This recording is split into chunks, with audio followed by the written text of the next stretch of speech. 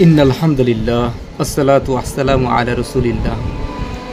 হে মুসলিম উম্মাহ, হে আমার প্রাণপ্রিয় ভাইরা, আসুন আমরা একটু থেমে ভাবি, কে আমরা, কোথা থেকে এসেছি, কেন এসেছি। আল্লাহ সুবহানাহু ওয়া তাআলা আমাদের সবাইকে সৃষ্টি করেছেন এক মহান উদ্দেশ্যে। এই দুনিয়ার জীবন কোনো খেলনা নয়, কোনো শখ নয়। এই জীবন এটা তো একটি পরীক্ষা। আল্লাহ তাআলা আমাদের রূহসমূহকে সৃষ্টি করে প্রথমেই রাখেন আলমে আরওয়াতে। সেইখানে আমাদের সকল আত্মাকে একত্র করে আল্লাহ প্রশ্ন করেছিলেন, আমি কি তোমাদের রব নই? আমরা সবাই এক কণ্ঠে বলেছিলাম, হ্যাঁ, আপনি আমাদের একমাত্র রব, আমরা সাক্ষ্য দিচ্ছি।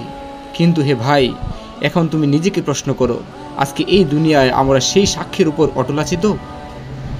আমরা কি এখনও বলছি, হ্যাঁ হে আল্লাহ, আপনি আমাদের রব, আপনি আমাদের পালনকর্তা? নাকি আমরা বলছি, আমার ব্যবসা, আমার সব কিছু, আমার চাকরি, আমার বস, তার কথা না শুনলে চলে না, আমার ক্ষেত খামার, আমার সম্পদ, আমার পরিবার, এইগুলোই এখন আমার জীবনের লক্ষ্য। আল্লাহকে ভুলে গিয়ে আমরা কি আজ দুনিয়ার মোহে মগ্ন হয়ে পড়িনি? হে ভাই, একটু ভাবো, এই দ্বিচারিতার কি কোনো সীমা আছে?